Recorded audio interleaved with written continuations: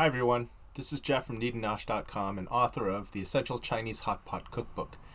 Today I'm going to show you how to make the dough from the handmade lo mein noodles recipe in Chapter 4. You can also use this dough to make dumpling wrappers. I've included 3 dumpling filling recipes in Chapter 4, a vegan mushroom filling as well as a pork and shrimp filling, and a Xinjiang lamb filling. Check out Noodle.com/hotpot to see more videos including rolling and cutting this dough into noodles or making dumplings from it.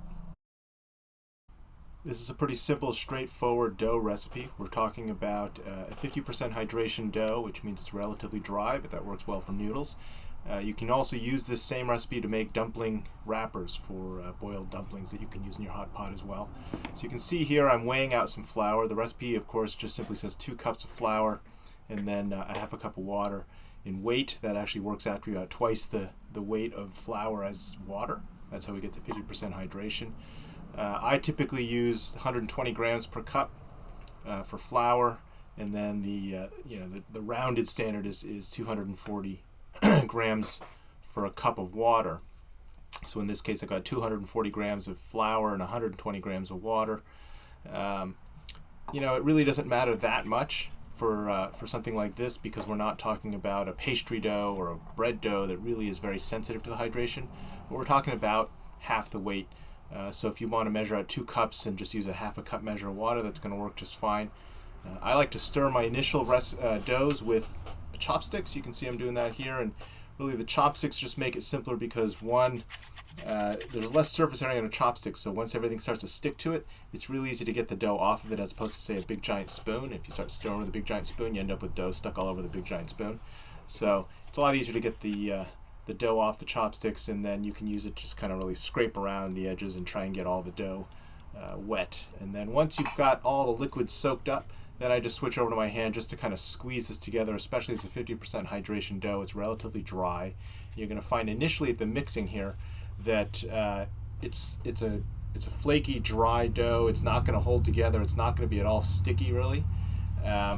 And so I'm just going to apply a couple kneads here for about 30 seconds or so, and you can see I even kind of wipe the bowl to kind of try and get all the loose flour stuck onto this ball. It's kind of what people will often refer to as a shaggy ball of dough, and that's fine at this stage. It's not going to be a nice, soft, supple dough, and that's by design, and it's normal, and it's easy to work with in this sense that once you get this thing pulled together and it's pretty much you've got all the loose flour into this ball of dough, and then maybe give it 15-20 kneads, just kind of squish it out and keep rotating. Then all you're really going to need to do is throw another bowl over top of it, cover it, and let it hang out for about 15 minutes.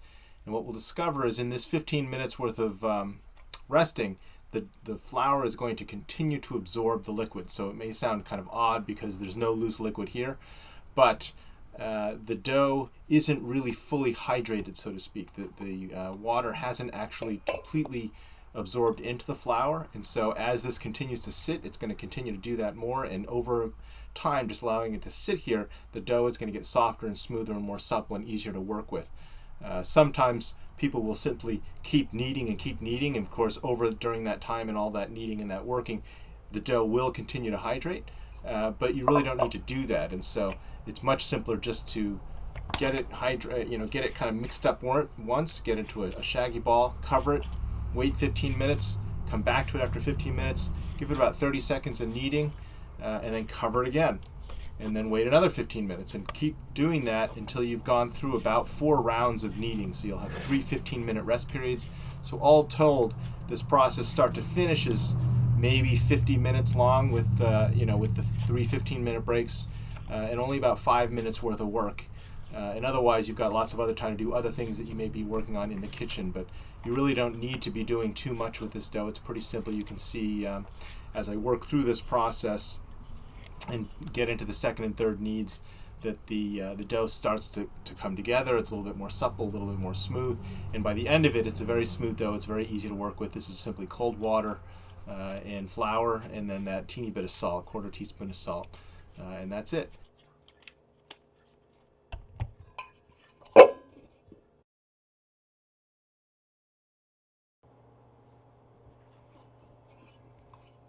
So one note here, you can see in the titling of the video here, I've got these 15-minute breaks inserted, And some folks have asked me, is 15 minutes necessary? And what happens if I wait too long? So what I would say is this. The 15 minutes is necessary because you want to give the dough time to continue to absorb the water, and it'll continue to soften up over time. So you want to have at least those 15-minute breaks, but if the 15-minute break turns into a 20-minute break, a 30-minute break, a 40-minute break, it's really not going to hurt the dough. In fact, you may discover that if you let the thing sit for 45 minutes, you might even be able to remove one of the kneading cycles, just because the dough starts to get so soft you feel like, yeah, this is ready to go. So don't worry about it if your rests go too long, but you don't want to shorten them up because you really can't rush the hydration process. You need to just let the flour absorb the water.